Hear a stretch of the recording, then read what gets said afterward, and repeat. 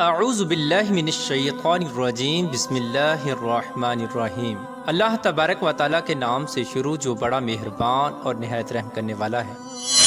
دنیا کی تاریخ میں ایسے بہت سارے بادشاہ اور فرعون گزرے ہیں جن کو ان کی بادشاہت اور دولت کے نشے نے مغرور بنا دیا اور وہ تکبر میں آ کر خدائی کا دعویٰ کر بیٹھے۔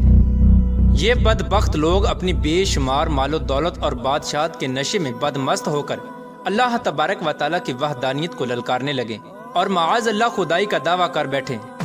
اس کے باوجود بھی اللہ تبارک و تعالیٰ نے ان کی طرف بے شمار انبیاء کرام کو مبعوث فرمایا اور ان کو ہدایت کی طرف بلایا، لیکن یہ بدبخت لوگ اپنی سرکشی اور انا پر اڑے رہے اور اللہ تبارک و تعالیٰ کی وحدانیت کا انکار کرتے رہے۔ پھر جب یہ لوگ قابل ہدایت نہ رہے تو اللہ تبارک و تعالیٰ نے ان بدبخت لوگوں کو عبرت کا نشان بنایا اور ان لوگوں کو تباہ و برباد کر کے رکھ دیا اور ان لوگوں کے نام و نشان کو صفحہ ہستی سے مٹا دیا۔ اللہ تبارک و تعالیٰ نے ان جھوٹے خدائی کے دعوے داروں کو ایسی عبرت ناک موت دی کہ آج بھی لوگ ان سے عبرت حاصل کرتے ہیں۔ پیارا دوستو، خدائی کا دعویٰ کرنے والے بدبختوں میں سے ایک بدبخت شداد بھی تھا جس نے اللہ تبارک و تعالیٰ کی وحدانیت کو للکارا اور سرکش اور نافرمان ہو گیا۔ پیارا دوستو، شداد کون تھا اور کس طرح اس نے اللہ تبارک و تعالیٰ کی نافرمانی کی اور خدائی کا دعویٰ کیا، اور کس طرح اس نے دنیا میں اپنی جنت تیار کی اور اس کی بنائی جانے والی جنت کتنے سالوں میں تیار ہوئی، اور پھر اللہ تبارک و تعالیٰ نے اس بدبخت کو کس طرح دنیا کے لیے عبرت کا نشان بنایا اور اس بدبخت کا انجام کیا ہوا، اور پھر کس طرح ملک الموت علیہ السلام نے دردناک طریقے سے اس کی روح قبض کی۔ پیارے دوستو، ان تمام تر سوالات کے جوابات قرآن و حدیث کی روشنی میں آج کی اس ویڈیو میں ہم آپ کو بتائیں گے، لہٰذا آپ سے گزارش ہے کہ ہماری اس ویڈیو کو اینڈ تک ضرور دیکھیے گا۔ پیارا دوستو، شداد اس قوم کی نسل میں سے تھا جو دنیا کے سب سے طاقتور ترین قوم تھی، جس کو قوم عاد کہا جاتا ہے۔ اس قوم کے بارے میں اللہ تبارک و تعالیٰ قرآن پاک میں ارشاد فرماتا ہے کہ ان کے جیسی قوم نہ اللہ تبارک و تعالیٰ نے ان سے پہلے پیدا کی اور نہ ہی ان کے بعد کسی قوم کو پیدا کیا۔ قوم عاد احقاف کے اندر آباد تھی۔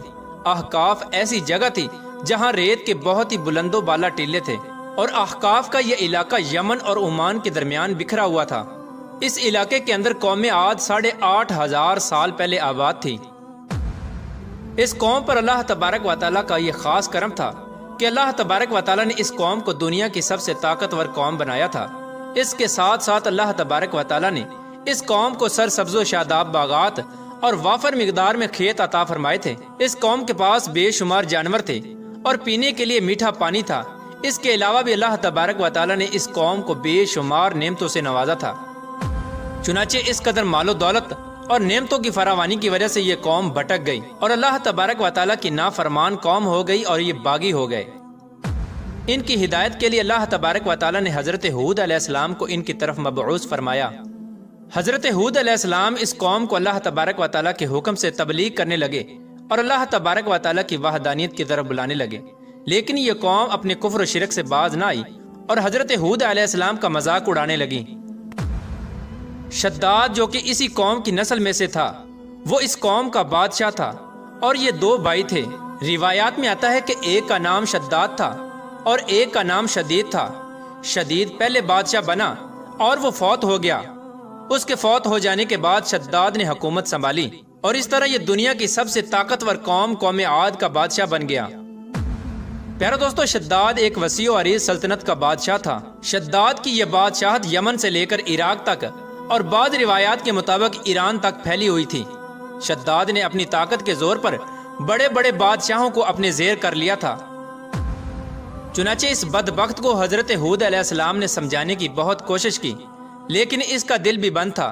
چنانچہ جب حضرت ہود علیہ السلام نے شداد کو اللہ تبارک و تعالیٰ کی وحدانیت کی طرف بلایا اور ایک خدا کی عبادت کرنے کا حکم دیا، تو اس وقت شداد اور حضرت ہود علیہ السلام کے درمیان ایک زبردست مکالمہ ہوا، جس کے نتیجے میں شداد نے حضرت ہود علیہ السلام سے پوچھا کہ اگر میں اللہ تبارک و تعالیٰ پر ایمان لے آؤں تو مجھے کیا حاصل ہوگا؟ تو اس وقت حضرت ہود علیہ السلام نے شداد سے فرمایا کہ تم پر جنت حلال ہو جائے گی۔ جنت کا نام سنتے ہی شداد حضرت ہود علیہ السلام سے پوچھنے لگا کہ یہ جنت کیا ہے؟ تو حضرت ہود علیہ السلام نے شداد کو جنت کا نقشہ بتایا اور جنت کی نعمتوں کے بارے میں شداد کو بتایا۔ حضرت ہود علیہ السلام کی یہ بات سن کر شداد مسکرانے لگا اور حضرت ہود علیہ السلام کو دیکھ کر کہنے لگا کہ یہ کون سی بڑی بات ہے، ایسی جنت تو میں بھی تیار کر سکتا ہوں۔ حضرت ہود علیہ السلام نے شداد کو اس کے اس کفر و شرک سے روکنے کی بہت کوشش کی، لیکن یہ بدبخت باز نہ آیا۔ چنانچہ اس وقت شداد نے اپنی سلطنت کے بہت بڑے بڑے کاریگروں کو اکٹھا کیا اور احقاف میں ارم کے مقام پر 20 کوس لمبی اور چوڑی جنت بنانے کا کام شروع کروا دیا۔ چنانچہ شداد کی تیار ہونے والی اس جنت میں سونے اور چاندی کی اینٹیں لگائی گئیں اور جواہرات بھی لٹکائے گئے۔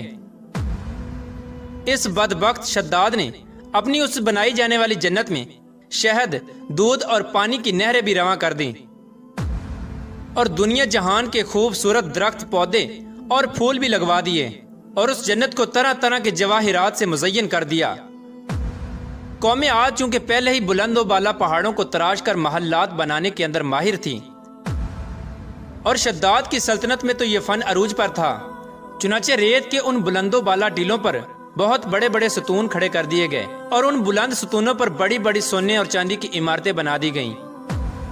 شداد نے یہ فیصلہ کیا تھا کہ جب تک اس کی بنائی جانے والی جنت تیار نہ ہوگی اس وقت تک وہ اپنی جنت کے اندر قدم نہیں رکھے گا۔ چنانچہ شداد کے حکم کے مطابق جنت تیار ہونے لگی اور شداد اپنے محل کے اندر بے صبری کے ساتھ جنت کا کام مکمل ہونے کا انتظار کرنے لگا۔ شداد کی اس جنت کو تیار ہونے میں 12 سال لگے۔ 12 سال کے اندر جب یہ جنت مکمل تیار ہو گئی اور اس کو طرح طرح کے ہیرے جواہرات سے مزین کر دیا گیا اور طرح طرح کی خوبصورتی سے مزین کر دیا گیا، تو اس وقت شداد کو اس کی جنت کے تیار ہونے کا پیغام پہنچا دیا گیا۔ چنانچہ شداد جنت کے تیار ہونے کا پیغام سنتے ہی بہت خوش ہوا اور شداد اپنی جنت کو دیکھنے کے لیے اپنی فوج کو ساتھ لے کر جنت کی طرف نکل پڑا۔ چنانچہ شداد ابھی جنت کے دروازے پر پہنچا ہی تھا کہ اس نے اپنے سامنے ایک شخص کو کھڑا دیکھا۔ شداد اس شخص کو دیکھتے ہی پہچان گیا اور اپنے حواریوں سے کہنے لگا کہ یہ شخص مجھے جنت میں داخل نہیں ہونے دے گا۔ تو اس وقت شداد کے حواریوں نے شداد سے پوچھا کہ یہ شخص کون ہے اور یہ جنت میں کیوں نہیں داخل ہونے دے گا؟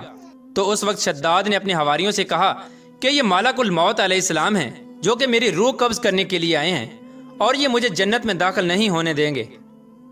اس وقت شداد بدبخت ملک الموت علیہ السلام سے عرض کرنے لگا کہ مجھے صرف اپنی جنت میں قدم رکھنے کی مہلت دے دی جائے، لیکن اللہ تبارک و تعالیٰ کی طرف سے مقررہ فرشتے نے جواب دیا کہ مجھے اللہ تبارک و تعالیٰ کی طرف سے حکم ہے کہ میں تجھے تمہاری جنت کے اندر قدم نہ رکھنے دوں۔ شداد ملک الموت علیہ السلام کے سامنے بہت رویا اور گر گڑایا، لیکن ملک الموت علیہ السلام نے اللہ تبارک و تعالیٰ کے حکم کی تکمیل کرتے ہوئے شداد کی روح قبض کر لی۔ چنانچہ شداد کی موت کے بعد حضرت جبرائیل علیہ السلام نے ایک زوردار چیخ ماری اور شداد کی بنائی ہوئی ساری جنت زمین کے اندر دھنس گئی اور غائب ہو گئی۔ شداد کی اس عبرتناک موت کے بعد حضرت ہود علیہ السلام نے قوم عاد کو بارہا مرتبہ سمجھایا، لیکن قوم عاد باز نہ آئی۔ حالانکہ شداد کا یہ انجام قوم عاد کے لیے کافی تھا، لیکن جب انسان کی عقل پر غرور کا پردہ ہوتا ہے تو چاہے شداد ہو یا شدید، اس کو کسی کام کا انجام دکھائی نہیں دیتا۔ حضرت ہود علیہ السلام نے قوم عاد کو شداد کا انجام بتا بتا کر ڈرانے کی کوشش کی، لیکن قوم عاد باز نہ آئی اور اسی طرح اللہ تبارک و تعالیٰ کی نافرمانیاں کرتی رہی، یہاں تک کہ حضرت ہود علیہ السلام مایوس ہو گئے۔ اس وقت جب قوم عاد قابل ہدایت نہ رہی تو اللہ تبارک و تعالیٰ نے حضرت ہود علیہ السلام کو حکم دیا کہ وہ اپنے ساتھیوں کو لے کر اس علاقے سے چلے جائیں۔ اللہ تبارک و تعالیٰ کے یہ حکم پاتے ہی حضرت ہود علیہ السلام نے اس وقت آخری مرتبہ اپنی قوم کو سمجھانے کی کوشش کی، لیکن وہ لوگ پھر بھی باز نہ آئے، تو حضرت ہود علیہ السلام اپنے ساتھیوں کو لے کر اس علاقے سے روانہ ہو گئے۔ چنانچہ ان کے جانے کے بعد اللہ تبارک و تعالیٰ نے قوم عاد پر خوفناک آندیاں مسلط کر دیں۔ اللہ تبارک و تعالیٰ کی طرف سے آنے والی وہ خوفناک آندیاں اور طوفان 7 راتیں اور 8 دن تک چلتی رہیں، یہاں تک کہ وہ پوری قوم اپنے بلند ستونوں اور سونے اور چاندی کی عمارتوں سمیت زمین کے اندر دنسا دیے گئے اور غرق کر دیے گئے۔ اور اللہ تبارک و تعالیٰ نے اس قوم پر اس قدر دردناک عذاب نازل فرمایا کہ اس قوم کا نام و نشان تک نہ رہا۔ جس وادی کے اندر بڑے بڑے بلند و بالا محلات تھے، وہ تمام کی تمام وادی ایک ریت کے صحرا کے اندر تبدیل ہو گئی قوم عاد کے اس علاقے کو اللہ تبارک و تعالیٰ نے اس طرح زمین کے اندر غرق کر دیا کہ وہاں پر صرف اور صرف ریت کے ٹیلے باقی بچے اور کسی بھی چیز کا نام و نشان نہ بچا۔ پیارے دوستو، اس طرح اللہ تبارک و تعالیٰ نے شداد اور اس کی قوم کا عبرت ناک انجام کیا اور ان لوگوں کو صفحہ ہستی سے مٹا دیا۔ اللہ تبارک و تعالیٰ سے دعا ہے کہ اللہ تبارک و تعالیٰ ہمیشہ اپنے حضور عاجزی اور انکساری کے ساتھ زندگی گزارنے کی توفیق عطا فرمائے اور حضور صلی اللہ تعالیٰ علیہ وآلہ وسلم کے بتائے ہوئے راستے پر چلنے کی توفیق عطا فرمائے۔